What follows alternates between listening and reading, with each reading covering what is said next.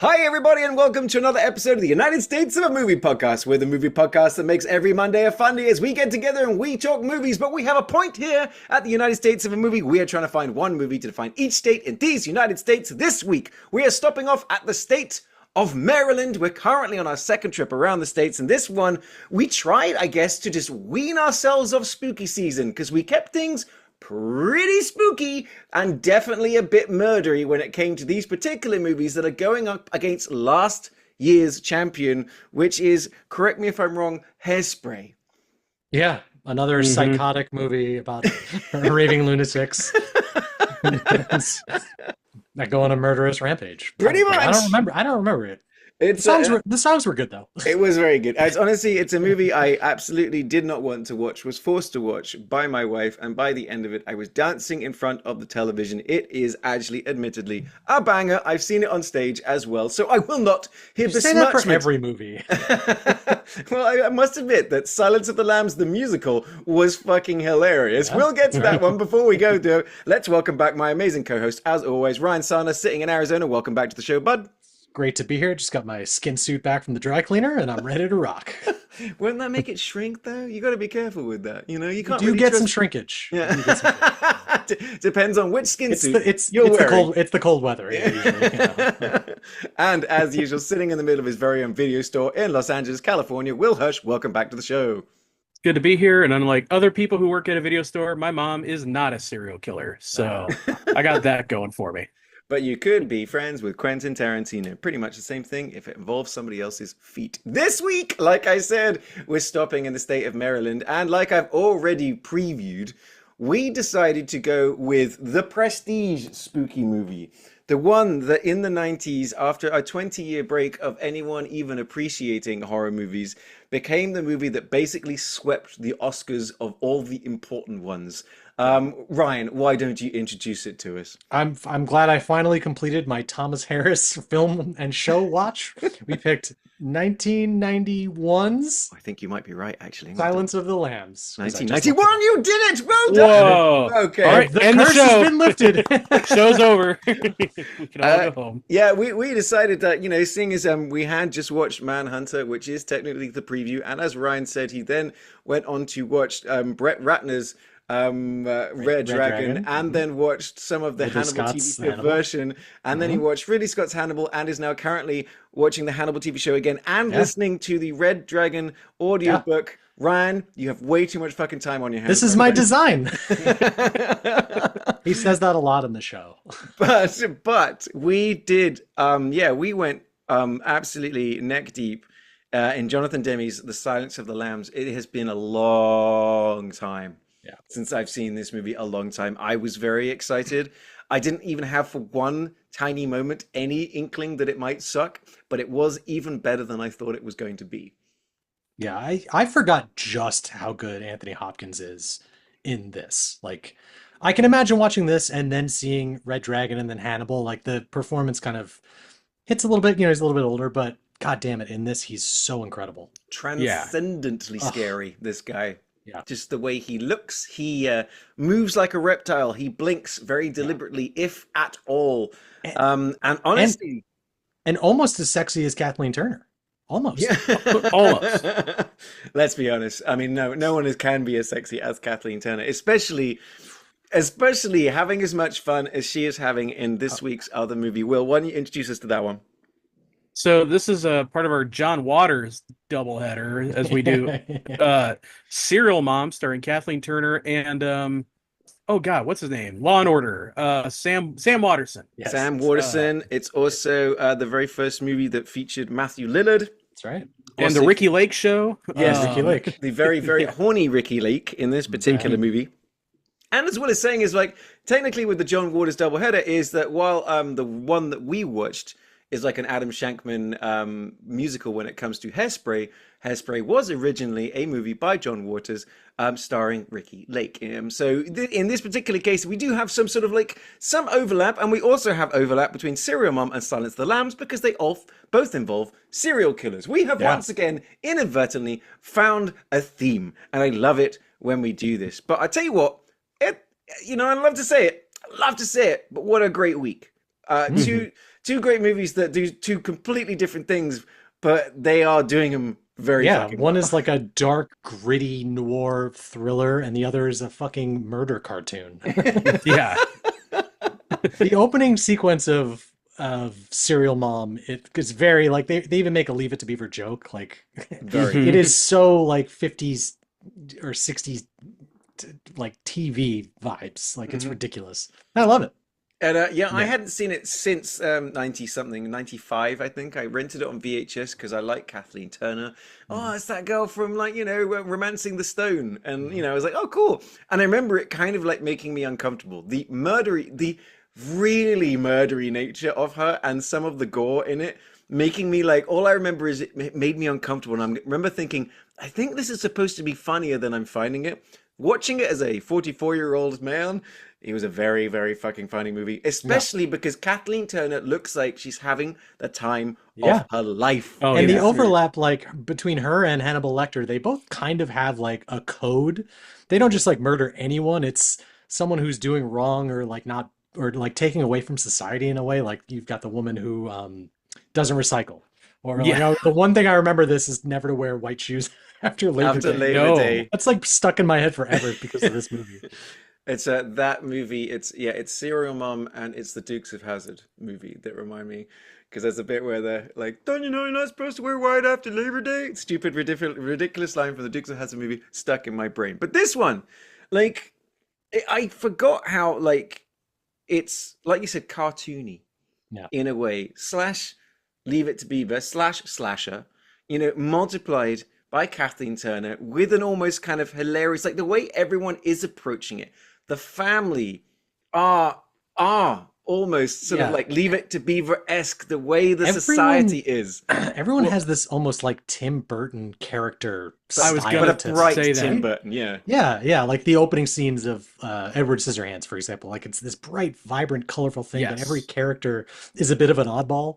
Yeah. Like you have her neighbor who doesn't recycle, who's got like heterochromia. She's got 2 different color eyes, which I'd never noticed before. I only noticed this time around as well. Yeah, and then the woman that she's prank calling, which it's just so funny that everyone is so memorable in this. Yeah. Well, had you seen this one before? You did suggest it, didn't you? No. I didn't suggest this one. Oh.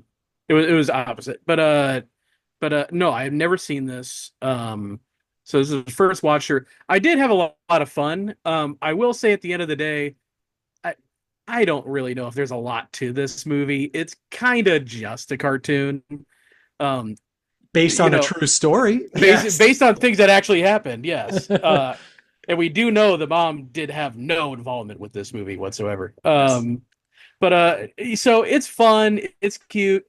It doesn't really give you a lot to chew on afterward. It's kind of just bubble gum, which is fine. I mean, it's just don't go in expecting this to be like, whoa, I've never, experienced anything like this. It's cute. It's funny.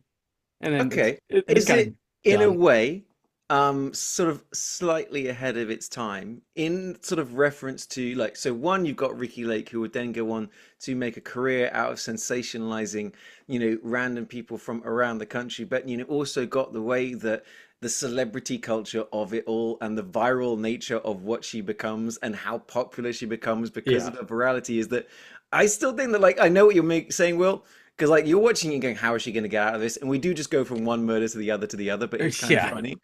But it's like, but what it starts doing towards the end is it's like going, no, now, like, I mean, to the fact that we go to a rock concert and we burn a guy alive to the cheers of the crowd is the bit where even I'm like going, what the fuck? Yeah, it almost feels like this heightened sense of reality. Yeah. Like if it was done in like a modern, Baltimore's wild. If it was done in like a modern setting, someone would be doing like a podcast about like it would have like this true crime thing to it. But this is so far before, because this was 94, right? 90. You did it twice. Look at you. Well, we mentioned it last episode when I tried to guess, and I just listened to that earlier to make sure I got the dates right. Um, So I'm wondering if this is pulling inspiration from Silence of the Lambs too, in a way. I don't maybe a think. little bit.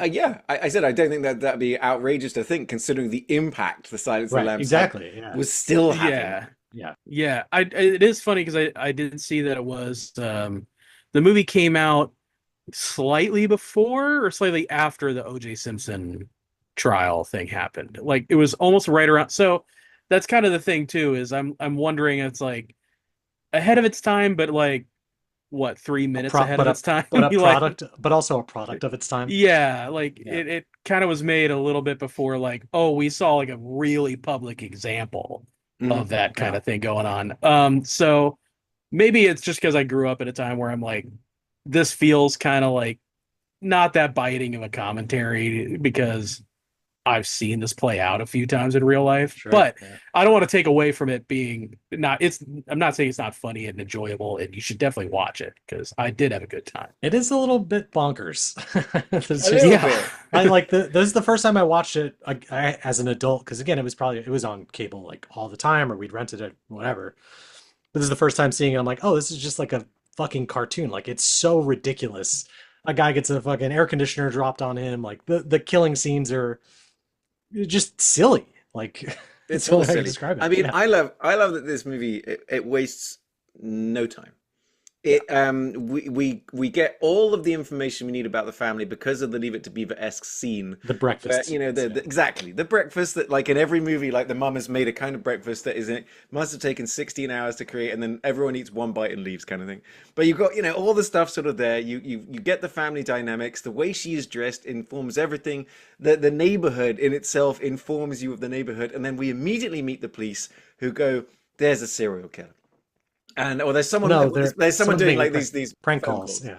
Yeah. and she's Right. like, oh my goodness, and I just love how quickly the movie just switches the switch where she goes upstairs and she's just deet, deet, deet, and she's got this look on her You get face, this like split screen is yeah, great. and she's like, I like "What's that. up, cocksucker?" And she's like, does Yeah. this guy, and I'm like, I just burst out laughing, and like I In said, the most Kathleen Turner yeah, like gravelly voice. There's some Yeah. she's so hot. yeah. It makes no sense even to me to this day. Like seeing this as a kid, I was like, this woman is so gorgeous. Like maybe because she's a fucking lunatic. Maybe that's what was Yeah, doing it for me. it's well, she's a lunatic in Undercover Blues as well. I Yeah. think that maybe that's it. Maybe we're all just kind of like drawn into Kathleen Turner's inherent I can craziness. fix her. Yeah. Well, maybe yeah, maybe she has like the Sam Neill thing where in reality she's just a dang ass freak and just Mhm. Yeah. every once in a while a movie lets her do that. You So, can't not like her. She Yeah. won't let you. They won't yeah. they won't let me leave. I'm here. No. I was thinking of Sam Neill as Hannibal Lecter while watching Silence of the Lambs for some odd reason.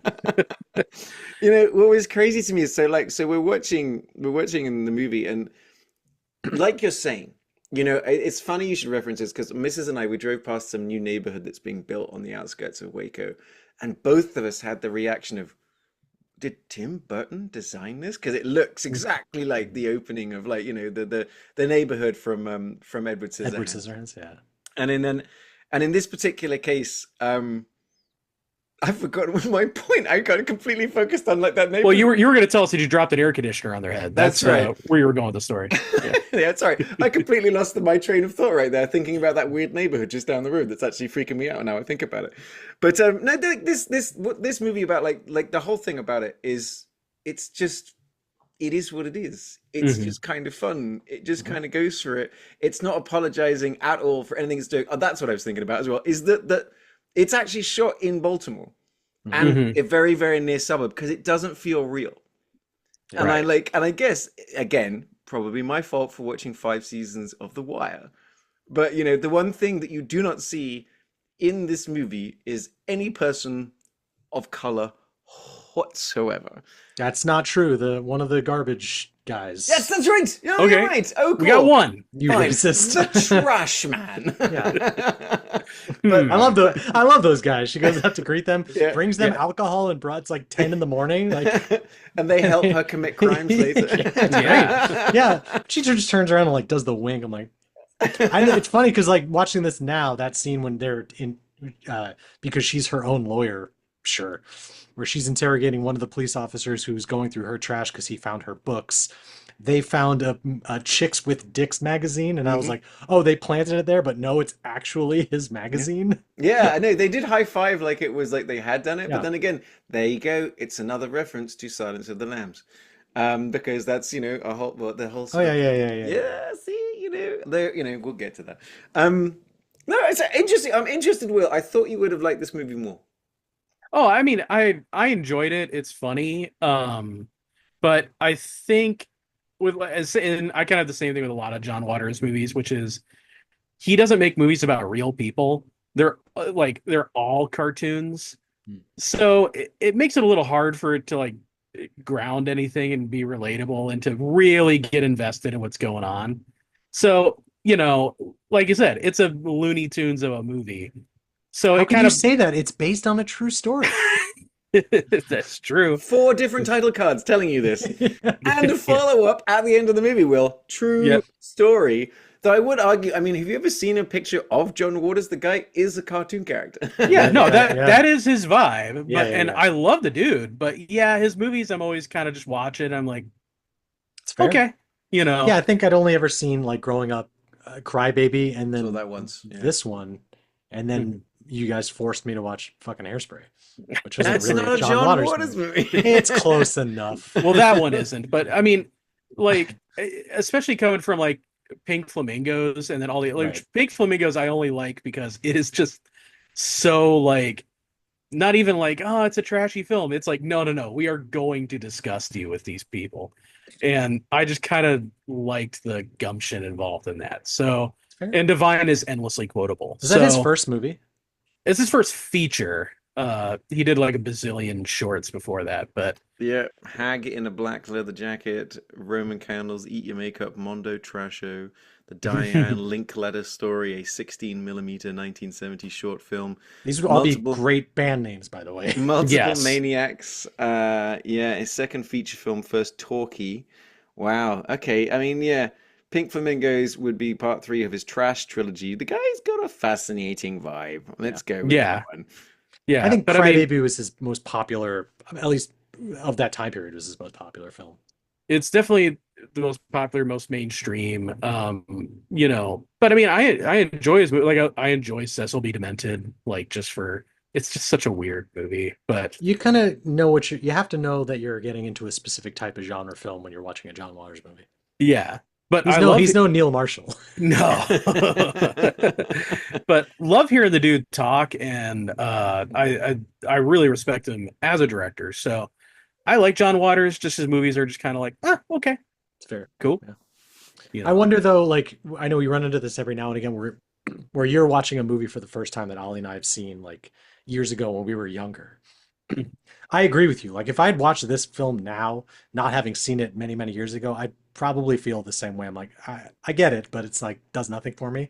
But I have this Mhm. like built-in nostalgia for this movie. Yeah, I can imagine had I seen this much younger, it would have made a much bigger impression on me because it is so different. Yeah. But yeah, just You'd as it have is, Kathleen Turner action figures instead of exactly. Though I would say Although honestly, I did sorry, text you guys the Pee Wee Herman doll. I did have that as a kid, that was really funny to see. I think everyone it had the thing where you pull and it talks, right? Oh Yeah, yeah, everyone had that yeah. for sure.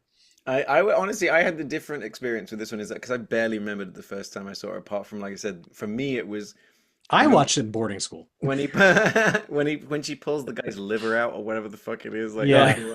and I just remember being like, "Ew," when I Yeah. was a kid. Whereas this time around, like I said, no, it's just propelled entirely off my pure joy of watching Kathleen Turner. I mean, Mhm. the scene, I laughed out loud, like couldn't believe it. I was just like, this is. I was just wishing I could have been there to make that scene. Is the bit where she's kind of like post murder frothy, and so she's like seduces Sam Waterston, and he's like quiet, and she's like, Oh yeah. oh, she's just Yeah, making yeah, so yeah, much yeah, noise, yeah. and like it's hilarious. And then Ricky Lake and Matthew The Lillard, they kids come come out, and then out. it Yeah, cuts back, and then like they are bouncing on up and on, yeah, down on the bed like 4 feet off, and I was just like, I was It's like that scene in dying. They Came Together. yeah.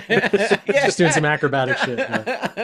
There's a lot of Awesome. good moments in this, but yeah, Oh overall, yeah. like even watching this now, like I wasn't as into it, but I just because I've seen it so many times, like I knew all this stuff coming up, but Oh, no, all see. like the violence in it too is just so like you said, when she pulls her friend goes to the swap meet to buy a replacement like Fabergé egg. She's like $50. No, better buy this hot fucking poker, and that becomes a murder weapon. Yeah, Yeah. No, mate, it's like it's also like the way that like you watch her face. So like Serial Mum's face is just like someone slights it, like again in the funniest, like stupidest way of.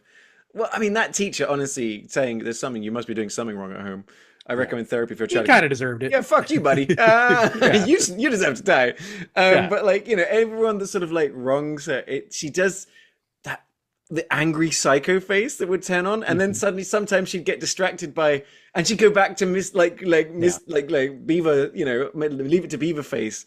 That I'm like, she just. I could see a version of this movie that is like a very dark, like thriller, whereas this is like, let's not do that. Let's make this silly cartoon version. I'm glad they went that direction. I think the movie's better for going that way. Agreed. Yeah, for definitely. No, I think I would like to see a version of it where when she does switch between the characters, like the movie switches, like make it scary when she's fucking killing people, but in between make it sunshine and rainbows and stuff like that. Like kind two of different film styles. That'd be cool. Yeah, that'd be almost like cool. that Kevin Can Fuck Himself show. That's right. I was just thinking about that. Yeah. Oh yeah, I've heard about that. Yeah. Yeah. The girl from Schitt's Creek. Yeah. Yeah. It switches from like a one camera sort of like a multicam comedy to a single camera like. Yeah, that show's strange and dark. Like. I've heard it was very too much. strange and dark for a conventional audience. It's good. I think the marketing behind that one didn't quite know how to market that show. Yeah, I mean, because that it was show, all what's her face from Schitt's Creek, and everyone's like, "Oh, I That's love right, that show." And Yeah. you watch it, go, "No, I don't. It's like this isn't Schitt's it's like- Creek at all." More about like domestic abuse, and It's just dark. it's a show that really, even 2 seasons, I think, is kind of pushing that joke a little too far. I think had they just done a one and done season, that's enough. Yeah. Anyway, what are we talking about? We're talking about how Tracy Lords was in this movie.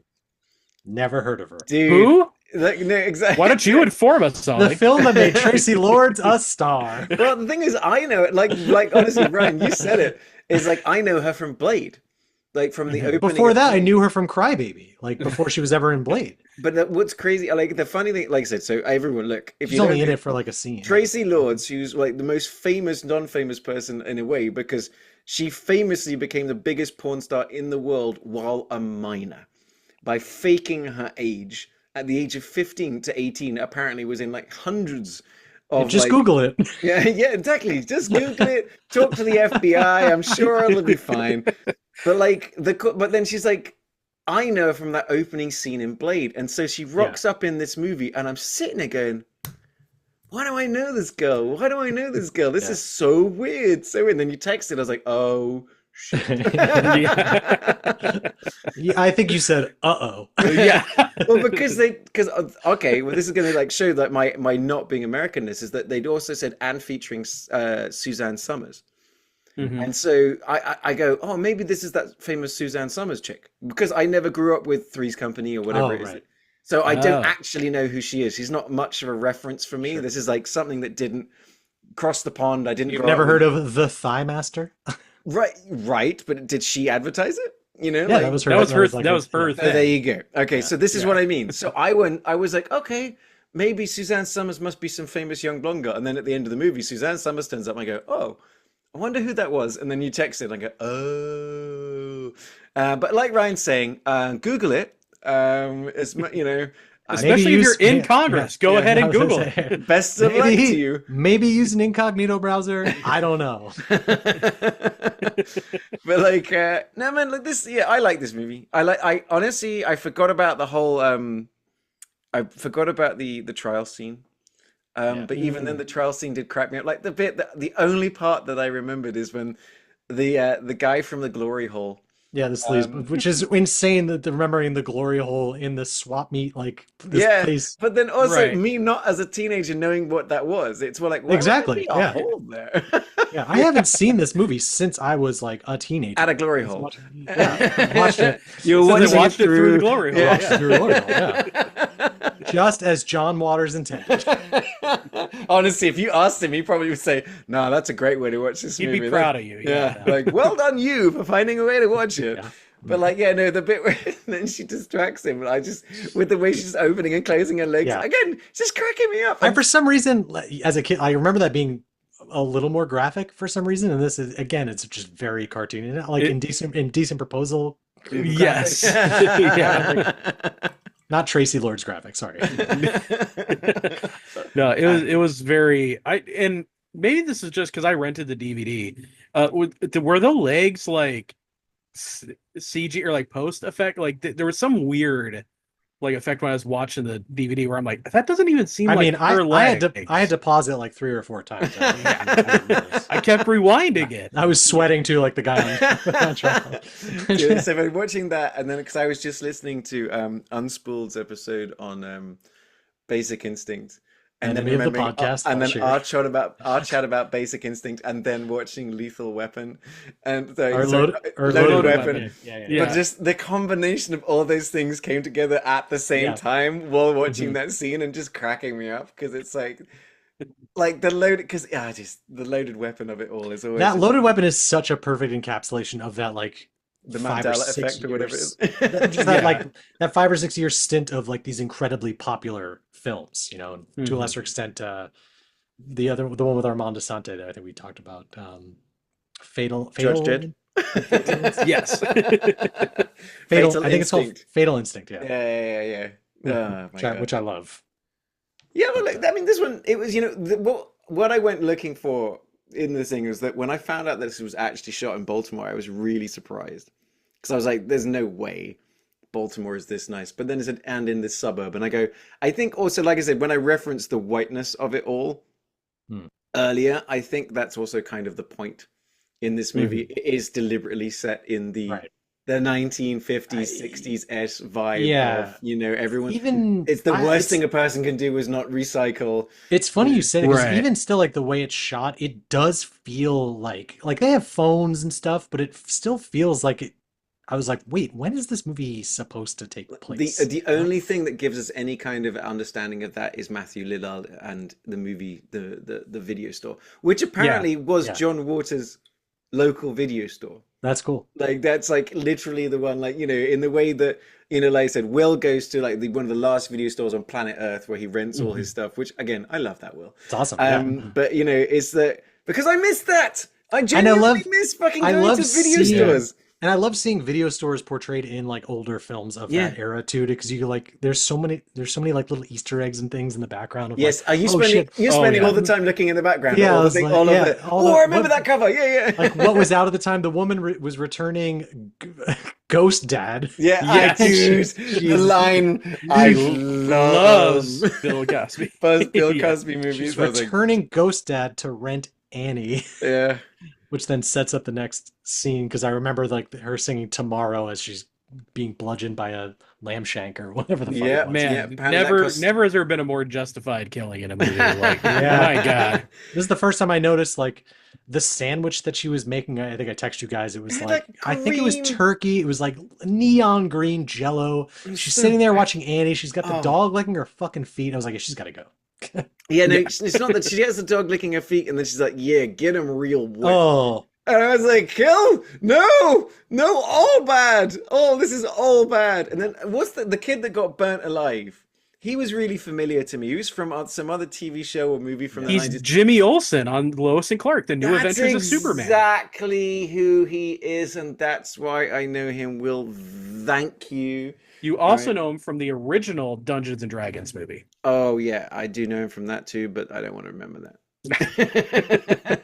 Jeremy Irons. Okay, I'll remember that one. But man, Yeah. whereas Ryan, have you actually seen the new Dungeons and Dragons movie? once, is- yes. Okay, good, because it is superb. What the fuck was with the prosthetic vulvas of camel lips?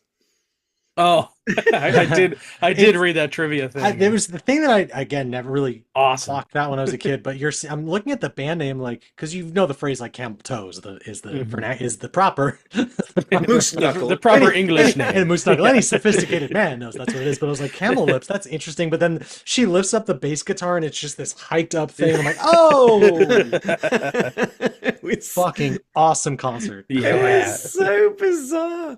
Yeah. Oh my It's god. again, it's this like heightened sense of reality, but it's still set in a very real reality, which there's this like dissonance in it. Yeah. It's almost not enough of a cartoon to be this cartoony.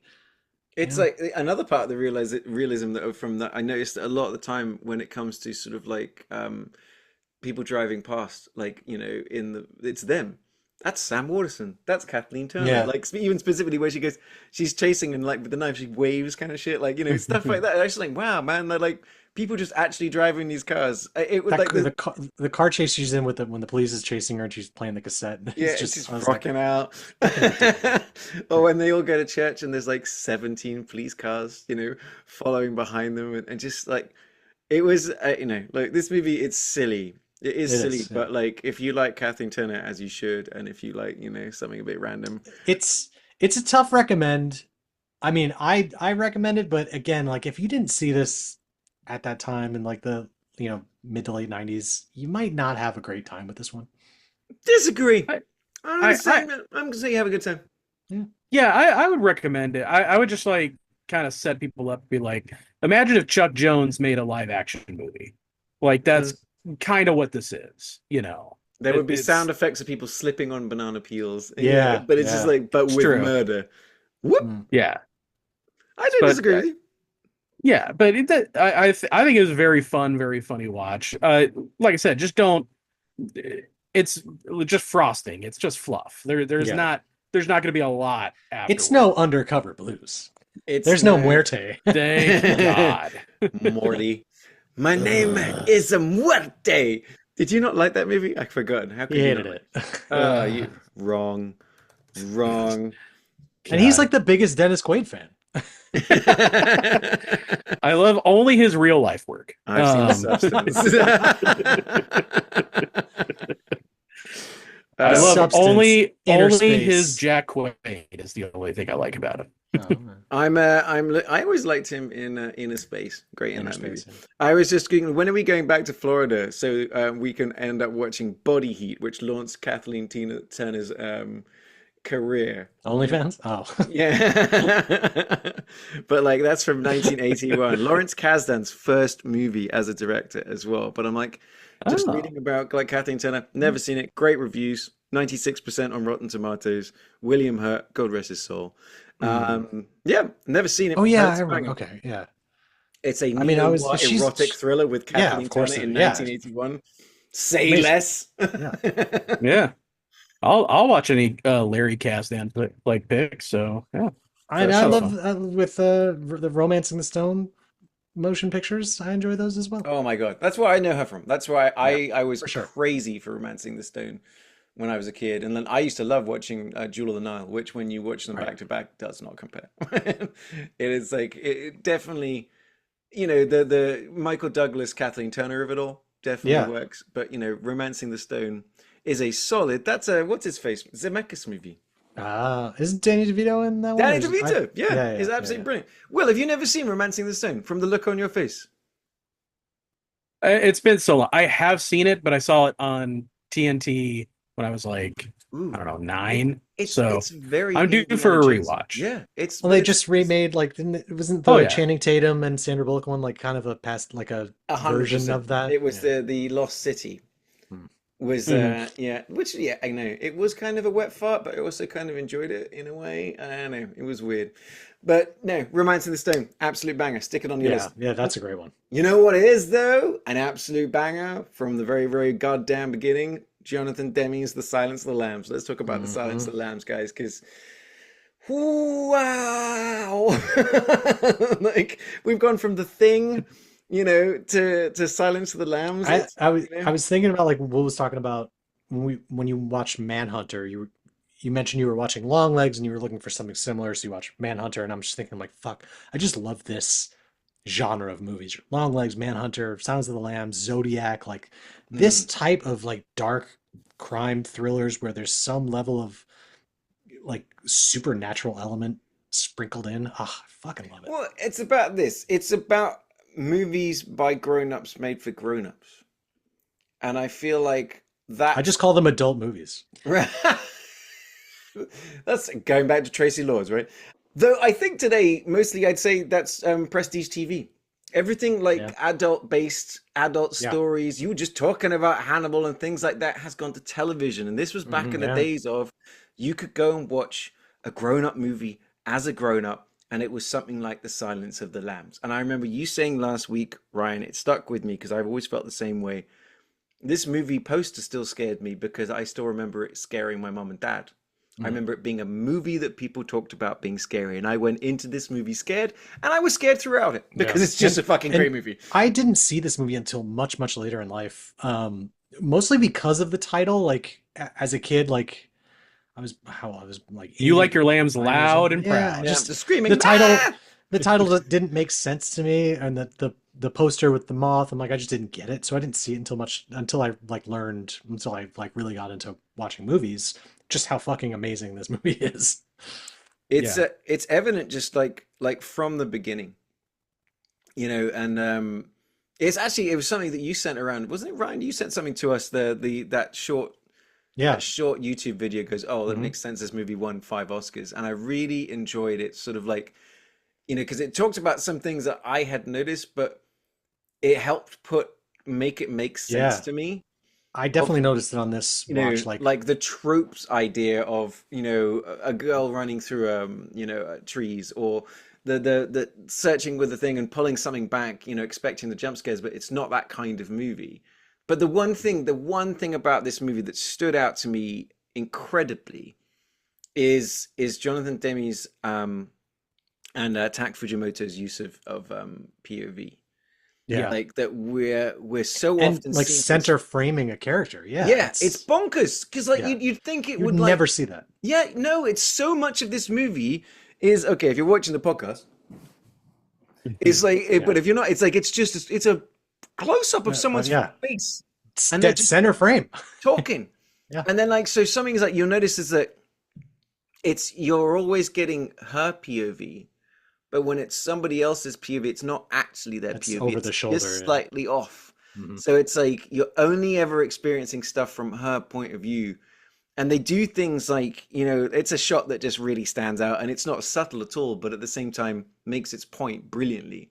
Is the idea of, like Clarice being this small, young female in a Mhm. male controlled environment. And it's just, like I said, she gets in the lift. They hit you over the head with it. Yeah. Yeah, that Yeah. one is like, but it's also, it works great that all the guys are dressed in red. They're all quite literally 3 heads taller than her. She Mhm. gets in sort of like gray and just little and vulnerable, but like with all the confidence though, which is kind of Yeah. just so And Jodie you get it again Foster. later when they go to like the funeral home. It's all that they pan Yeah. around to every police officer just like staring her up and down. They're like, they have like disdain Yeah. or it's just this And this male making it from gaze about her. making Ugh. the POV in that shot as well is so effective of making Yeah. you understand how that feels. Like It's worse than anything Buffalo Bill did. I'll just say. but just I guess even just the most like completely oblivious human male watching this movie, just those moments give you that understanding, that feeling of what it feels like to be Clarice. Yeah, they really those do. moments. He did a phenomenal job of like putting you in her size 4 shoes. Yeah. But like just like straight from the beginning, like the other cool thing is that like this is one of the few movies that's ever been given real access to Quantico. Yeah. Mhm. And like and that's really evident. I mean, the thing we got to get out ahead of this movie is that Hannibal Lecter is in Maryland. This movie takes place all over America, and you know what? Yeah. We don't care. Like in this Yeah. particular case, worth it. Like in this Mhm. particular case, so worth it. But the realism, like so, the opening credits go on forever. Mhm. And it's Clarice's introduction, Clarice working like around that obstacle course, Clarice being called into Quantico, walking through it, getting in the lift, going through the weapons training area, going through the just was quite clearly the real place, and those were real people teaching real things. Those are definitely FBI trainees and FBI agents and FBI this, that, and the other. And You could tell because the guy was wearing a hat that just said FBI on it. They don't give those out to just anybody. Yeah, it says Right. female body inspector. Right. Yeah. You can only get those in Daytona Beach. But it You have was to be certified. it was that level of like, it was the yeah. exact opposite of, let's say, when you're watching the CSI TV show and they're checking something and all the lights are off and it's like blue lights and neon. It looks cool. This place just looked like a real place. Yeah. And it definitely fed into just the realism of it all.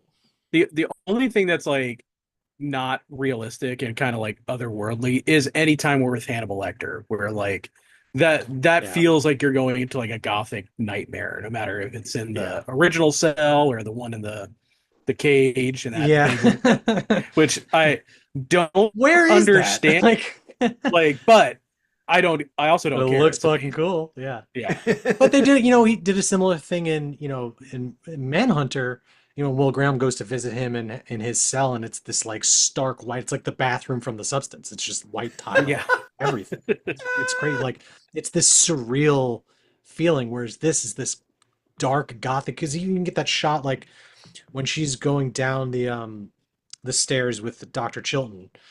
It's the shot from above with the staircase going like they're just descending into fucking hell, and then she's walking through these gates, parodied expertly in Loaded Weapon 1.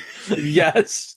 I do want to give a shout out to Frankie Faison, the only person in all 4 of these movies. Yes, he does. Yeah.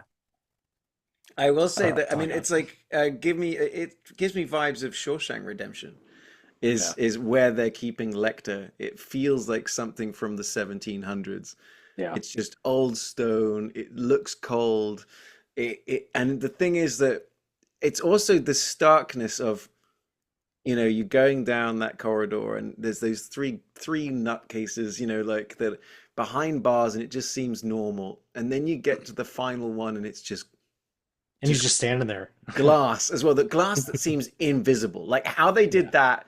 Like to almost never, except once, deliberately using a really good like reflection to give us like that was awesome. Space. Yeah, you almost feel like there's no glass there ever, which makes it scarier. And he's just standing there, and his physicality is just like, hello, like I'm not even going to try and do Lecter's voice. Hello. Yeah, nailed it. Yeah, terrifying. But it's he's wild. Yeah, it's like I sent you guys the meme from Parks and Rec where, Michael Mann did his best to craft this neo-noir thriller and use atmosphere and all that. And Jonathan Demme is just like, it's got twisted sex stuff. Anthony Hopkins, I don't care if you like it, just enjoy. And it's like, oh, so much better. Yeah. So. It spawned one of the most iconic villains in film history. Like that fucking the mask that he wears. It's so iconic. You brought it up. The iconography in Brooklyn Nine-Nine. Like it's unbelievable. Yeah, no, you're not wrong. And just even like having a shot of that, like you just feel scared. Like, like the only guy that's ever got close is Steve Buscemi in Con Air. Right. But the Anthony Hopkins, because you guys were talking about it before we even started recording. You were even on the text thread earlier, Will, when you were watching it, and it's just like, look, as much as you like Manhunter, and then as much as this movie's undeniable. It is. It's Anthony Hopkins as Hannibal Lecter is astounding. But could you imagine Michael Mann making this movie? If he honestly, no. No. Jonathan Demme, no. Like I wouldn't want to see another version of this movie. Can you imagine Brett Ratner making this movie? I can. It's not great. Who is Jackie Chan and Chris Tucker playing? Jackie Chan is Hannibal Lecter.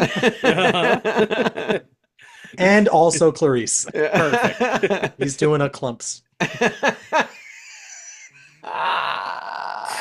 I'm not going to do the voice. I was thinking about it. You were waiting for me to do the voice. I thought about it. I was Don't do the calculating it. I was voice. like, no, this doesn't sound good in my head. Nope. Oh my god. God. What's the plot? What's the plot of this movie? What's the plot of this movie? Actually, weirdly enough, it's an interesting plot. It's Send a Clarice maniac to Starling. catch a maniac. You're right. It's the exact plot of Demolition Man's first 10 minutes. You know, that bit, but the bit where Hannibal Lecter says "Set your ass on fire" was honestly my favorite part. No, it's Clarice Starling, FBI trainee. It's something I want to talk. The sort of the dynamic between her and Scott Glenn is it's very much teacher and mentor, kind of like like a student thing, but then there's always this undercurrent of I think he wants to fuck her. Yeah, I think Hannibal even says that. Yeah, I mean, like he calls that suggested, out. but that's more Hannibal trying to mess with her. At least Right. Yeah. I don't disagree, but I didn't. It's definitely there, but I didn't clock it. Like I didn't. But I think that's deliberate. Yeah, there's just enough to where you could read it into his performance, or you could be like, no, Lecter's in my head making me think that. Yeah. You know. And also, it's like hard because Scott Glenn. I know you mentioned him is not my favorite iteration of Jack Crawford, but he is phenomenal in this. Yeah. But yeah, because she was a former student of his, and they have this like banter because she like questions some of his techniques or something like that. But she wants to work in his in what he does, the sort of behavioral sciences, exactly. Figuring out serial killers thing, because there is a serial killer out there called Buffalo Bill who is capturing girls, skinning them for some reason, and they go to. He's got a type, yeah. Yes, he does. They go to Anthony Hopkins for exactly like they describe it in Manhunter. Basically, they're using his insight. Well, right. But that is what's happening. Yeah. Is that they send her to sort of like be that way, the conduit towards getting Lecter to help them find Buffalo Bill. But what it then becomes is this fascinating interplay between Lecter and Clarice, and it played just by both of them. Like what I love about Clarice is the fact that when she's like the second time they're hanging out and she's just sitting crisscross applesauce next to the glass on the floor, and just chatting with him, like, and just not afraid of him, and just in that conversation, it shows there's so much Jodie Foster does in this movie that you're just like, you would think that Hannibal Lecter's in this movie for like an hour and a half, and he's only in it for 16 minutes, something like that. Yeah, right? Yeah, it's crazy. I think the only person I can think of getting an Oscar like for less, that wasn't leading though, was Judi Dench in Shakespeare in Love. She's in it for like 6 minutes. I thought you were going to say Cats. But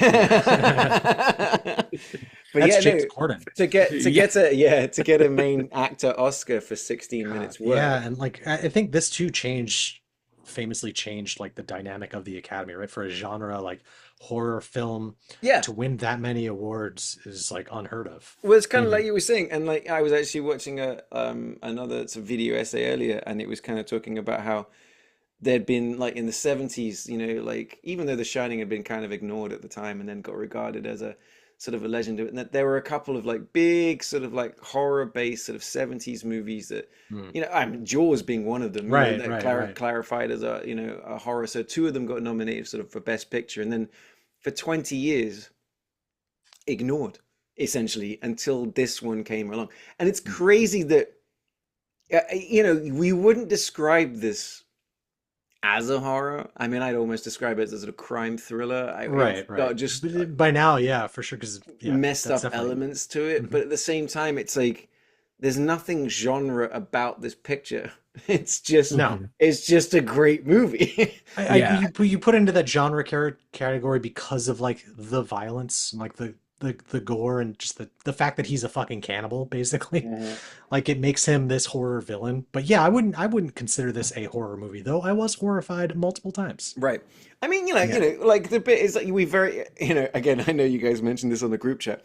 He was very, very quick when he turned that guy inside out and hung him up. But that was like that's what Sam Neill did in Event Horizon. That's exactly what I'm saying. It's the Event Horizon. I did clock that because later on in the film, when he's in that cell, like he looks like he's in a WWE cage match, right? in this what looks like empty wing of a museum. I'm so confused as to where they're housing him and for how long they're supposed to keep him there because I thought they were transferring him. Doesn't matter. Yeah. But he's got the two cops. They go into his cell to bring him food, and he kills them. But then it cuts to, like, then it goes downstairs. It comes back. Like, what's the time? How long did it take There him had to to kill have been these about 6 or like, 7 hours where he's just right? like meticulously. Yeah. I It gotta makes you rig feel like this up. he cuts the guy's Yeah. face off to where, but again, it's an unbelievable, like even knowing Say it it now, like it's properly. an unbelievable Cuts his plot twist. face off. Can't say it any other way. Yeah. I mean, so I didn't clock him because I don't know what he looks like, but I saw him in the credits. I saw him afterwards. But Jonathan Demme, like many great directors of the time, came up under Roger Corman, who, correct me if I'm wrong, was not was the FBI director in this. Yeah, Yeah. yeah. Mhm. So they have quite. It's just one of those like it's one of the. The I'd love director to of watch- Chopping Mall. I would love to watch a documentary actually on Roger Corman. Like, I'm only now like the more I've been getting into sort of the way we've been talking about movies and learning about how many Oh, great he- names got started under him that I'm just like, I want to watch something about this guy. yeah. Basically, Hollywood, as we know it today, would not exist without Roger Corman. Like, he basically created Hollywood because you got Jack Nicholson, you've got Scorsese, Cameron, all of them trained under him. So it's just everybody you ever heard of like worked with him, and he got them their career started. And Yeah, I'm hang on, so I'm gonna look at it. It's I'm so Francis sorry, but Ford like Coppola, Ron oh, Howard, Martin Scorsese, Jonathan Demme, Peter Bogdanovich, Joe Dante, John Sayles, James Cameron, as well as helped launch the careers of Peter Fonda, Jack Nicholson, Dennis Hopper, Bruce Dern, Diane Ladd, William Shatner. Yep. He's, like I said, Who? he's the reason Hollywood exists today, basically. Sorry, Ryan, you were saying I cut across. it's my like the coordinates. I like for my like breadth of knowledge of directors, I know like this is the only Jonathan Demme movie that I'm aware, like I know of. Philadelphia is the other one you're probably aware of. The cream cheese movie? Yeah.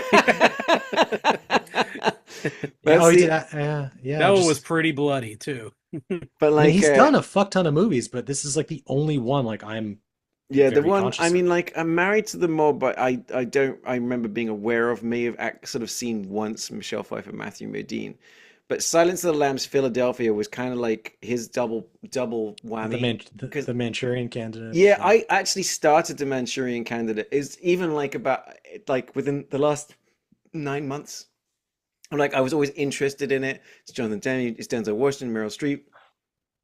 I couldn't give a shit about it. Honestly, I turned it off.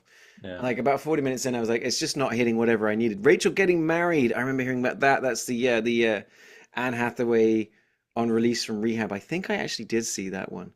But yeah, he makes interesting choices when he goes for it. But it was the Silence of the Lambs, Philadelphia, double Oscar back to back, kind of like just all the credibility like from that point you need, and then going on from that, he's like, I'm cool, it's like Yeah. I got this. He didn't get Best Director for Philadelphia at the Oscars, but like I know that didn't Tom Hanks, he was nominated as well. I can't remember if he won. Tom Hanks won, and the only reason I know like that's why he won is because that was the inspiration for another movie we watched, which was In and Out, because Tom Hanks was the one who accidentally outed his acting teacher. Boom. Also, Streets of Philadelphia by Bruce Springsteen. That's a great song. But that also He loves him some Philly, I guess. Yes, But just like every other like Fincher, just all these other like Zack Snyder, all these directors came up doing just music videos, which I always fucking love. That's so cool. Yeah, actually, no, I was honestly quick segue, channel change. I like doing that. That's what I was talking to about Mr. I can't remember if I mentioned this the other week, but I was talking about, like you're saying, David Fincher and Ridley Scott and Tony Scott and like all of these guys that can't, like, even Bayhem, Michael Bay. That's why when you're watching Bayhem, every single shot of a Bayhem movie is immaculate. Because when you're a commercial director and you've only got 30 seconds and $20 million to work with, you make we're going to make the sweat drip off the eye just such a way. And that's the kind of movies that I've got such You're selling yogurt, dude. What are you doing? Yeah. And they do it so fucking well. Yeah. And it's like, yeah, that's why Fincher is like, people talk about his obsessive nature about everything's got to be just right. And he'll use special effects to remove the edging of a wig. And then he'll just change the entire temperature of a scene. it's someone just pouring tea, Right. it's got to be just right. I love that kind of level of obsessiveness. Oh But yeah. then I would say with this one, with like the way that silence is shot is the same but different. It's Mhm. not, but it's not obsessing over the way it looks. It's obsessing over the way it makes you feel. It's Definitely. like it's obsessing over what it's conveying in that moment, and I couldn't tear my eyes away from it. It's like I No. didn't take a single goddamn note during the movie. I Mhm. just sat like this, staring at the fucking screen, going, "Wow, why is this movie so good? This movie is so Yeah, good." and then you go and watch something like a Seven that has like it creates a very similar feeling. Like so there's that's why I love this genre of movies that I wish there were more of them for me to consume. Yeah. I mean, that was my disappointment with Long Legs is I was like, it went too far into supernatural, and Mm. I'm like, I love it when it just flirts with, is there something more going on? But it stays within the Oh realm yeah, of I mean like reality. that. The opening of Long Legs. Ollie, have you seen Long No, Legs? no, Too it's long? that Nicolas Cage one, right? Yeah. Yes, but like like that the movie opens, I was like locked the fuck in, but then there was halfway through where it becomes a Osgood Perkins movie. There's just Yes. it's a little bit bonkers. Yeah, you're either on board or you're not. But on subsequent rewatches, now that I know that, I've enjoyed it quite a bit more. Yeah, I heard like a lot of people talking good things about it. Especially coming off because we did for our Oregon movie, we did Pig, Yeah. mm, and everybody was talking about Nicolas Cage in that movie. And we watched it and it was brilliant. And I had a lot of people like so there was a similar buzz about Longlegs, talking just like Nicolas Cage. He's done another one, incredible one. And then it's interesting how you guys have described it because I've heard people go Longlegs, and I've had other people go Longlegs. Mm. And it's like it, really? it's polarizing. You'll fall on one side of the fence or another Yeah. with it. But Um, it does a phenomenal job of creating a similar vibe yeah. that movies like this also create. Like, there's Mhm. no doubt. Yeah.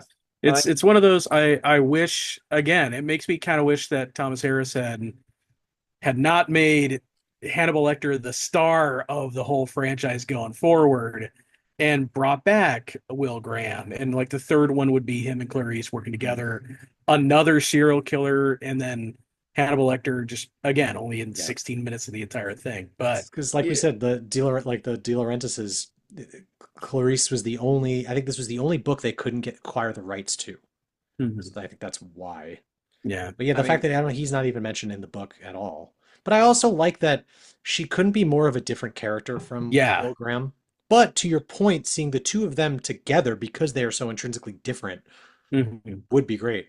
And they've got this Yes. one linking thing. I Yeah. think it would make for a great Wait, story. are you saying Hannibal Lecter's putting together a team? Oh shit. it's putting together a Yeah. team of child murderers. And they got to It's just steal got jewelry from the Louvre. it's got Ray Liotta in the chair with his brain missing, like controlling the computer. Hang on, I'll write this down. Please. The thing is, Will, you're not wrong. I mean, after watching Manhunter, then watching this one, you're almost, you know, even the most based, I like Hollywood executive would be like, we should take them both and I'm bang it. And so Thomas Harris fucking is like, weird. Like, nope. yeah. Anytime Yeah. I watch any one of these, usually it's either Manhunter or Silence of the Lambs, but anytime I do watch one, I'm like, fuck, I gotta watch the others again. Even like they're Yeah. not great, but I just enjoy this It's character because you and this just want story. more. Yeah. Yeah, yeah, And yeah. and unfortunately, the Hannibal just does not give you the same. At least for me, does not give you the same thing. Like it's just like it's a totally different beast altogether. Are you talking about the Yeah. book or the movie? Both. I mean, I haven't read the book. I guess I should say it. I don't know about the book. Hannibal the movie. I remember thinking this is just hot You garbage. should read the book. I remember it making me laugh. There's a That's couple what of I want from no, the book. no, seriously. There's a scene that's kind of referenced a little bit in the movie in Hannibal the movie where he's feeding a kid Well, on the air, it's the very end when he's on on the the airplane. airplane. Well, Yeah. in the book it comes in earlier. Ah, And it's such a funny scene as Hannibal is just trying to have he's got everything just so, and he's got like someone's brain, and there's a woman next to him with a child, with a baby, and like she takes her finger from checking her baby's nappy to sticking it in his food kind of thing. And you're reading this scene and it plays out like pure comedy of this woman has no idea who she's dealing with, and he is being hilarious like in his responses. That like it stuck out to me as just like something that was crack. The book was good. I enjoyed the book. I didn't hate the movie. But you're absolutely right about the fact that this works is we barely get any of him. And Hannibal, we've got a lot of him. But I just doesn't matter. Give me Anthony But Hopkins conversely, opening a fucking bag and I'll watch him. You know conversely, watch the fucking show, which I should correct myself. There's only 3 seasons. The 4th season was going to be Clarice, but they couldn't get the rights. So there's only 3. But in I think in the 2nd season where he's in, I'm probably gonna get this wrong, but where he goes to Italy, that's like the whole kind of thing in Hannibal. It's so fucking good. But because it's Mads Mikkelsen as Hannibal, he's just amazing. Where are you watching this? On Amazon Prime. It's on the Prime. Nice. Okay. I mean, Mads Mikkelsen as Hannibal, that is fantastic casting. Like that's just, very inspired. I do need to check out the show. I really have only seen bits and pieces. I'm really laughing because we've done it again because we talked about Manhunter and ended talking about everything. If this else, show, and this podcast does anything but get Brian Fuller to make season 4 of Hannibal, let's go. I'm sure he wants to. I just don't know if anyone else is on board. But in terms of like any sort of like at this point, any sort of Hannibal follow-up I want to see at all is I want to see real life Anthony Hopkins on a road trip with Hannibal Lecter, because that is a duo I want to see hanging out together. Like a cooking show? Yes. Oh my God. Just because Anthony Hopkins, just every time I see him on social media, is just like, I'm playing piano with my cat. And I'm like, yes, I want to see this guy talk to the serial killer. Let's talk real quickly about some of the potential other castings that could have happened. Some of them are actually quite interesting, and some of them are like, what? So for Don example, Knotts says Hannibal. Wilford Brimley. Wilford Brimley, yeah. Perfect. For the Clarice role. Oh, now, man. it's too sexy. Hang on. So Clarice, Kathleen Turner. Jodie Foster was interested in playing Clarice immediately after reading the novel. She had just won Best Actress for The Accused in '88, just before. Though Dem didn't feel she was right. He had just worked with and wanted Michelle Pfeiffer. Ooh, yeah. Michelle Pfeiffer, it's almost a bit too strong. The thing is, this is younger Michelle Pfeiffer. Remember, this is like early 90s. Yeah. So I think she could have done it because she has that right sort of like, she's got that sort of vulnerability because, she's quite sort of like small. But I think, especially when you think about Catwoman, that would have been good. I'm interested in that one. At least she used that southern accent that she would have used in this in Dangerous Minds. So they approached Meg Ryan. Don't think I could have seen that. Laura Dern. I can see Laura. She's got the chops too tall. to do it. Yeah, right. Studio was skeptical. Another one that was approached, but deemed too young. Interesting, this one, actually. Molly Ringwald. I thought you were going to say Tracy Lords. But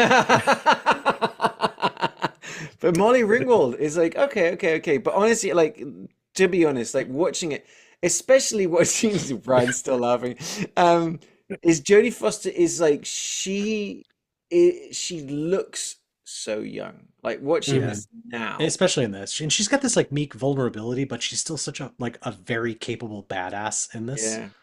Yeah, I think her size is what makes this character work so well in the scope of this picture. But it's like but I think it's smart about they open up the movie with her being like very active and like like jumping over stuff, and then we get to see her shooting, and she's a good shot. And it's like even that bit where she's sort of like breaking into the the thing, and it's I almost forgot. Here's the card in case I fucking die in there. Yeah. Right. And she's got this element of comedy, and then like I said, the next scene we get her with Electra, she's not afraid of him. Right. And I like just there's so much work that Jodie Foster's sort of doing, and then there's so much work that Jodie Foster from the way she looks is doing for us as well, combined with the directing and the acting. Like she's got those giant eyes. Yeah. And that she's vulnerable, but I was trying to not like when she faces off against Buffalo Bill towards the end. Yeah. it's Oh, in the like, darkness where she can't. yeah, talk Yeah, about Yeah. just the brilliance of that that. is. Just, oh, Can we just talk for a second about like everything leading up to that scene? Because you've seen that kind of bit done now where they're like, hey, we're going to raid the house. And then you get a knock on the door and it's her at his house Hmm. instead of like yeah, the police. So like that shit's done so many times since then, but I forget every time that it's from this it's and it's really done clever. so expertly well. I Yeah. remember watching it the first time, Because the and tension's that just ramping being, up. He's in there in the oh plane and he calls her. It's like shit. unfucking believable. And it's like Yeah. it's going down, and it cuts back and forwards, backwards, forwards, backwards, forwards, backwards, forwards, backwards, forwards, and then it's like he opens the door and it's her, and you're like, "Oh Yeah. Yeah. no!" All because this dum dum couldn't keep his fucking moths in check. Another thing I want to talk about when she goes to investigate, like they pull the moth out of that girl's throat, and she has to go to her bug boys to like try and figure out. The bug I need boys, like my fucking bug boys. I love those guys. They Yeah. couldn't and have picked two more perfect weirdos to be Yeah. You operating see this. those guys and you're like, those are bug boys. Yeah, Like, and you got full like on bug boys. you got we're getting her POV as like White Forest Whitaker is like looking right at Yeah. her, like, but like boo. thank you, Ryan. You But it's can't like, just throw around White Forest Whitaker. Like, that's not okay. It's our next shirt. Oh my God. New band name, I called it. Forest Whitaker. Double boo, stop. But like it's great usage of then like the same uncomfortableness, and then you Yeah, cut yeah, yeah. to her flirting with him a bit, like to Mhm. it's the only time Her in like any her interacting situation. with Hannibal is the only like normal male interaction that she has throughout this entire movie. Right, and Mhm. it's like, and she's like, she drops the C word with him, kind of stuff. You know what I mean? It's like, it's, yeah, you're not wrong. They are bug boys. Cicada was the bug. Yeah. So you mentioned that bit. Like, I want to bring this up. Okay, so Ted Levine, who we haven't talked about yet, who plays Buffalo Ah, Bill, who has turned up in, he was in Heat. dies in heat. Yep. Yeah, we Yep. know him in a bunch of movies. That during late, this is bonkers. Okay, this was the one I went, what? Did the whole During movie tucked. during the Just like I'm doing this podcast. during location scouting for the house in which he lives, the serial killer James Gumb is living. The house being considered was not only in the town where he grew up, but literally next door to the house of his high school girlfriend. Oh shit. Wow. I like that house just has like a well in the basement. Like that's Yeah, cool. I You don't mean, see that much. the convenience. The I want to convenience see like the factor. Zillow listing for this house. It's like what's his face Murder from well. Barbarian Wow. starts It measuring is. it It's for square honestly. I'm glad you footage. said that because the geography of this house, like when she goes downstairs, there's like many rooms. It is Yeah. like a The labyrinth. square It- footage is It's incredible. another Wild. house. It's Yeah. crazy. Oh, okay. It's just like you've got some really great resale value Yeah. from that. Like it's just incredible. This is my Um, well room. This is my bug room. This is my human skin closet. My Event Horizon screening room. Justin Nice. Long is just like back Oh, God, behind there, just measuring everything. It's like Hopkins was saying that like he did, and you hear it when you hear these three things mentioned, you go, yeah. But he was like basing Hannibal's voice off Brian a Cox. bit a bit Catherine Hepburn, a bit Truman Capote, and a bit That White makes Forest sense. Whitaker. No, a bit HAL 9000 from Yeah, I mean, I 2001. did The read that. And I'm like, 2001 one. Yeah, you're just like, Mhm. uh-huh. I'm afraid I can't do that, Clarice. I'm afraid I It- can't do that. And Dave." it's Ooh. it differs like from scene to scene too. So you never really like his cadence. It everything in this movie is designed to make you feel on edge, to make you feel off kilter and uncomfortable. And it's like It does it just enough. Yeah. Yeah. Like Yeah. it never makes you like keep going, Ryan. Because but it's No, like I just when doing I it, just it never takes you too far to the thing of like I need a fucking bath or whatever. It just keeps you constantly on the. yeah. I can like watching this now. I can see why this movie was like was scaring my parents because it's not it's a it's yes it's a horror movie but it feels way too fucking real. It's so grounded, even though maybe not so much, but like it feels grounded. Oh, And that's 100%. all, and that's all Baltimore. Mhm. Forgot what we were doing here for a minute. Nah, this movie is one of those, like, these are one of those movies that, like, even talking about the thing, like I said, just finally, doing this podcast, and we've done the entire spectrum of movies. We from all the way terrible and amazing to the lost movies, to ridiculous, to parodies, to The classic, to forgettable explosive, nothings. Yeah. bombastic, Well, and you come down to sort of movies you're like right. We should stop this. doing this. But The Silence of the Lambs and The Thing, Mhm. I put them aside of just going, oh man, wow, Yeah, you how do people you do can. that? Yeah, I just think like you can just again we were talking about long legs, but you can see the just the like the impact that this movie has had like on this genre from then currently. Nothing really else quite does it like this, Or even just the or fact, just it does it differently, I should say. or even just Yeah. the fact of, like, it's different from, well, I say The Thing. Mhm. When we were talking about it, that was pretty much kind of fucking ignored when it came out. Yeah. Even The Shining, it came out Mhm. and, like, it actually got nominated for Razzies, right? Mm. Whereas this came out, got critically accepted, then made a shit ton of money, and then swept the Oscars. Yeah, and I'm You know what I curious mean? what it was up against, like what else came out in 91 to That just to is, put myself in that time period because I wasn't watching the Oscars at fucking 9 years old or let's have a 8 years old, let's whatever it have a was. look.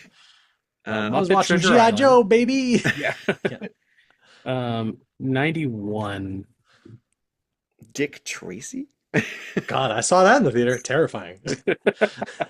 No, 91. So Al Pacino it must Madonna be movie? 92, must be, because that's another thing that I was reading as well, is that Silence of the Lambs came out like 13 months Oh, right. before Yeah, yeah, before yeah, the yeah. Oscars came out. Like, so it didn't Yeah, even play like a you put it out right before the Oscars so people can go and see it kind of thing. Hmm. No, dude. So this is coming up against just the first three that I'm seeing are all bangers from the podcast. Um, Untouchables. got Silence of the Lambs, right? Best directing, best supporting actor, Jack Palance, City Slickers, our last year Oh champion, shit. and original screenplay, Thelma and Louise. Oh shit. Wow. So nice. Okay. absolute banger of a year. So Bugsy, So Kate, we are a prestigious podcast. apparently. Exactly. So yeah, we get into actor in a leading role. Hopkins wins. Warren Beatty for Bugsy, De Niro for Cape Fear, Nick Nolte, Prince of Tides, and Robin Williams for The Fisher King. And then actress Jodie Foster up against Gina Davis, Thelma and Louise, Laura Dern, Could Have Done the Movie, Rambling Rose, Bette Midler for The Boys, Susan Sarandon, Thelma and Louise. Susan. Oh, yeah. I'm sorry, I was thinking of Suzanne Summers. I'm And then Suzanne Summers. back to season Girl 7. Mom. And then directing. So it's Silence of the Lambs versus Boys in the Hood, Bugsy, JFK, and Thelma and Louise. Oh. So not a weak year, No, to be but taking. but I think it went to the right director. To me, like it's a standout movie to me at Ooh, least. the Like, Addams yeah, I Family as remember well. JFK, but I'm like, I remember that was on like 2 VHS things. I'm like, I'm Yeah, not the watching further this. you get away from JFK and the more you find out about it, like, it's still a good movie. Like, it's still, but it's Oliver Stone just Oh going, yeah. it's Oliver Stone, it's like the History Channel. Aliens, like, it's It, just, it it's Oliver Stone's. Maybe you guys get this reference, maybe you won't, but it's Oliver Stone's Loose Change. Do you guys know what Loose Change is at all, or no, that only thing I no my longer fellow carry around in millennials my know what this pocket. is? No, Loose Change was a 9/11 conspiracy documentary that came out on Oh yeah, okay, YouTube. yeah. I do remember Yeah, this. there's like 12 different versions because he keeps getting disproven because of course it's all bullshit, and he keeps re-uploading new cuts to the movie. He's like, okay, well this time I've got it. He's the reason why we have the phrase, jet fuel can't melt steel beams is because of Loose Change. Oh, So, which they all can, all by the from way. the sports announcer of any given Sunday. Yeah. Yeah, so JFK is his Loose Change. Fair. Just complete bullshit, but endlessly entertaining. Yeah, Like, it is. John And John Candy's in that one, right? yeah, I is think so. he? Wait, yeah. Tommy Lee Jones is in it. I remember that one. Everyone's in that The movie. guy from It's Waterworld. like Lincoln for assholes.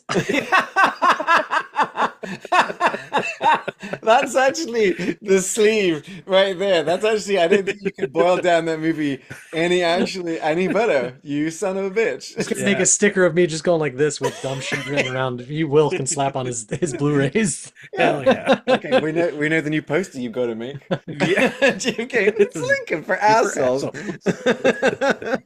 Well, assholes aside, there is I mean, honestly, again, I could talk about this movie for hours.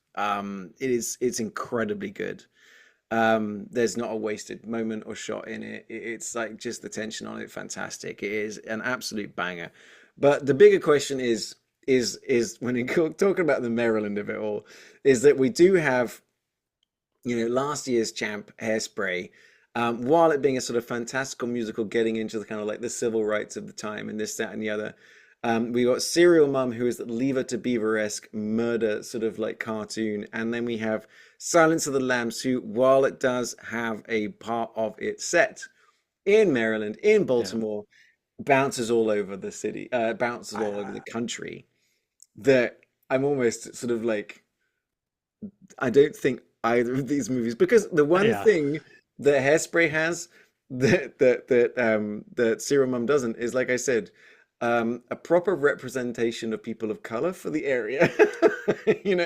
In comparison to Serial Mum being like almost deliberately a 1950s-esque Leave It to Beaver style approach that does, though, get a pass for actually being shot in Baltimore. And the only one of these three movies based on true events. I would say, Ryan, that the civil rights movement was a true event that did happen historically. But no, sure. That's right. That's not the one that's YouTube conspiracies. Well, there wasn't a title card, so I don't know if that's true or not. So, I mean, like, honestly, like, in this particular case, guys, like, do you? Because I was gonna make a joke, but I can take Serial Mom out of this because I know how important Hairspray is to Maryland as a whole, but also Baltimore. Like, that's where Hannibal Lecter lives. That's like his home. That's where he hangs out, right? I mean, not at the end of the movie, but that is a great last line there as well. I'm having an old friend for dinner. And it's like, and that guy was a dick. You're like going, yeah, go eat that guy. I mean, Will, anything like, like this particular case, I'm just like, I was so happy to watch, especially like Silence of the Lambs, but it's the one that I was least concerned about that goes, and now we're in Ohio, and now we're in Kentucky. And I'm like, I don't care. West Virginia, Yeah. I guess we got to give it to Hairspray, a movie that I don't remember a single moment from, but I will follow your lead if you tell me that's you don't Baltimore. Remember John Travolta wearing another man's face. I do remember that movie. It's called Face Off. I literally remember. I honestly, gun to my head, can't tell you a single thing that happened in Hairspray, and I know I've watched it. But I will assume that it takes place in Baltimore, Maryland. It's got a song called "Good Morning Baltimore" as the opening song. I have no way to disprove you. So, remember, he was dancing to it at the end of the podcast. Exactly. Honestly, in this particular case, I'm going to say it's still an open and shut case. That, like, as much as these movies do feature Maryland or are set in Maryland, they don't really compete at the same way to the way that Hairspray does, in a way, address things, be it in until we do Hannibal Rising. Until we jump back into the Hannibal verse. And see sort of what happens. So that being said, that we did actually circle a lot of other movies that were like potentially that we could have picked. Because I'm going to say right now, the champion is still Hairspray at the end. Blah, blah, blah, usual spiel. But one that you almost chose, Will, which I was like, I'm still glad what we went with, but I think that must be a shoo-in for next year. Is the Blair Witch Project. Oh yeah, that's especially if the podcast lines up around spooky season again, we gotta do it. It's just one of the most influential horror movies of all time. and it's So been just forever since I've seen it. Mhm. You know, and I genuinely, I think I saw it the first time. Then I watched like everybody. We went to the movies and watched the second one. Really And you wish I liked it hadn't. even more. I mean, Hairspray beat out Enemy of the State and Eraser. Okay. Hold up. Yeah. Wait, we might need to redo this whole podcast. Wait a Um, second. Another one we could have done, shot entirely in Maryland, set there as well, is Runaway Crybaby. Oh Bride. yeah. Right, Crybaby. But The yeah, only Julia other Roberts gets Tracy it Lords again. movie. There's Ladder 49, which didn't get great reviews or anything like that, but that is entirely shot in Maryland. I only Um, like the first 48 ladder movies. You son of a bitch. I've only seen Backdraft, so I don't. That was Yeah. funny. That was very funny. You get credit from me on that one. Did you say Yeah, Patriot? Did you say Patriot Games? Well, kind of, because it's like it's got moment because it circles around. It's set around that kind of area, like the sort Oh of. yeah, and Some of All Fears you brought up too, But right? Somerville Fears is yeah, because that was exactly Somerville Fears has a whole scene that goes down in Baltimore as well. It's one whole scene. Well, it's a pretty major one. It's pretty Okay. explosive. There's Glory. There's Yeah. another one. It's like it's Massachusetts kind of sort of stuff. There's Annapolis. There's basically there's other the thing is there's a lot of like movies that sort of feature the government.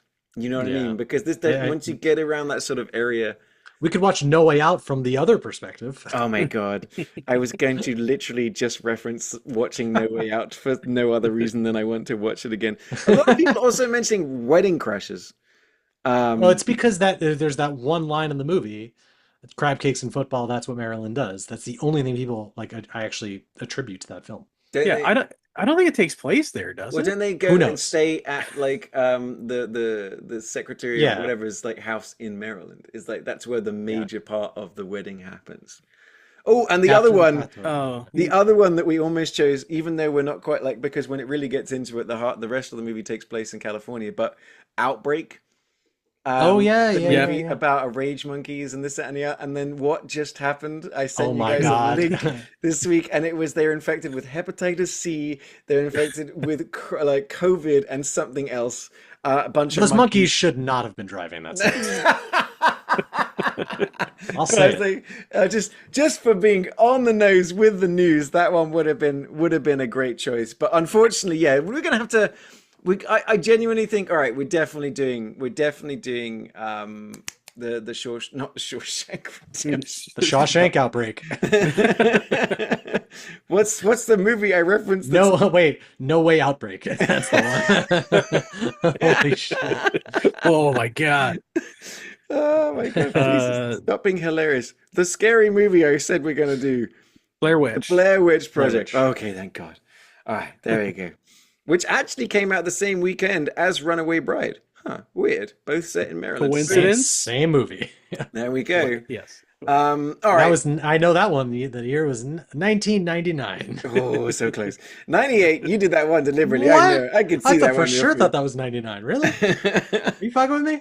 No, 98. You've done it again. Your special ability maintains itself. If you were you'd be the worst MCU character of them all. It's just like, you're like calendar plus one. All right, but next time around, I was going to say next week, but I'm probably going to say next time around because I know a couple of us are going to be away for quite a while, being kind of busy. Where are we going next time? Correct me if I'm wrong.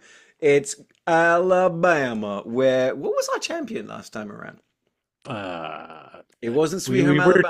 We were just talking about Big Big Fish. Big Yes. Fish, one of Will's favorite movies, a very good movie, actually. That one I recommend a lot to a lot of people, and that one was pretty strong. But we have brought two movies. The next one is the Alabama-based Hannibal episode. Big Fish 2, still reeling. Well, I tell you what, actually, we've got two great movies. One of which we said we were definitely going to do this time around. The Joe Pesci movie. Will, do you The wanna- Ralph Macchio classic. the Ralph Macchio classic. Yeah, yeah. Will, do you want to introduce that one for people quickly? Yeah, that one is it's My Cousin Vinny.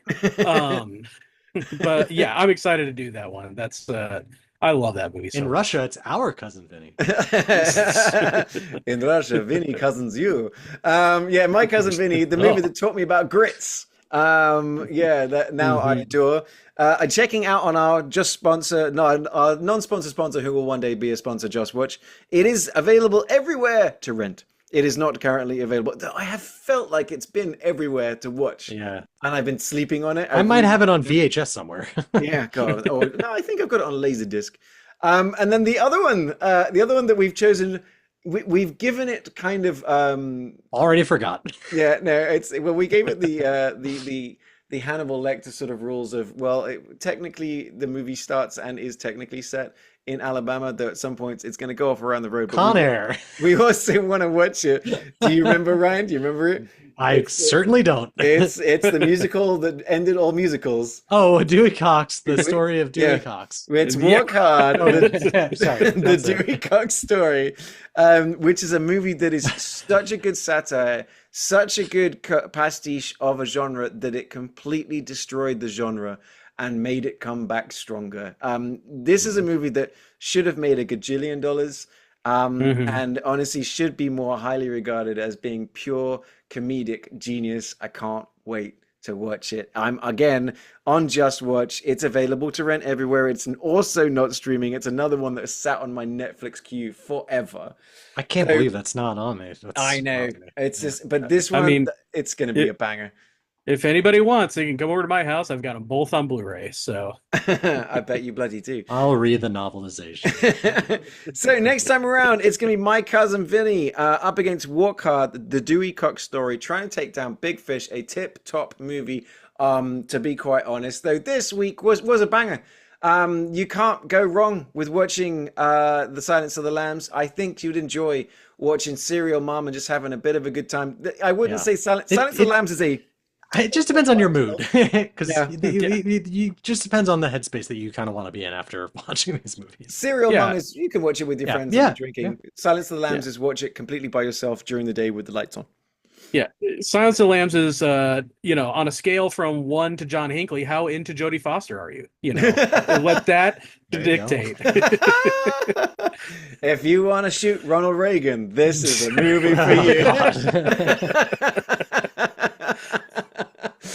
Guys, I must admit, though, I had a great time this week. We've been having a lot of fun the last few weeks on this show, watching some really cool movies. And that ends now. Well, we'll see. I'm As gonna we go get watch to- the loaded weapon scene. Yeah, absolutely. Dude, I love how much that movie gets referenced with this podcast. It really does do a great job, as you guys did this week with the movies that you chose, and for the ones that are coming out next week as well. If you want to get more of these fellas, it's easy. You can find Will as entitled Willennial on Instagram or TikTok. He loves to talk about old movies. He talks about anime. What do you got going on? You've got another series that you're talking about on Fridays, right? I got to do Ultraman Fridays, where I'm talking about the new Ultraman show, and slowly getting involved in more of the Ultraman world. So, Well, if you're into Japanese Is Ultra superhero who's- shows, Ultra, who is Ultraman? Mega Man's dad? Actually, yeah. You didn't know that. So- You can find me as the Englishman in Texas Sorry. on Instagram or TikTok. Or you can find me as Ollie Pettiger on Facebook, where most of the time I'm talking about all sorts of things Texas. Think of me like the unofficial Texas ambassador. You can find Ryan as Rhino Digital, RYNO Digital. He's got some fantastic designs, movie posters that are so good, and TV t-shirts that are so fantastic they either get copyright stricken, taken down, or stolen by the Chinese. You can find us on Facebook as the I was about to say the Englishman in Texas, as the United States of a movie. If you're watching us on YouTube and you don't subscribe, what's wrong with you? If you're listening to us and you haven't rated us, basically that's akin to a hate crime. And if you know someone in your life that loves movies, recommend this podcast as well, because one thing, if anything, is it does introduce us to some absolutely fantastic movies. Yeah. As always, Ryan, Will, thanks for joining us on the show. And from all three of us, thanks for joining us for this episode of the United States of a Movie podcast. We'll see you next time.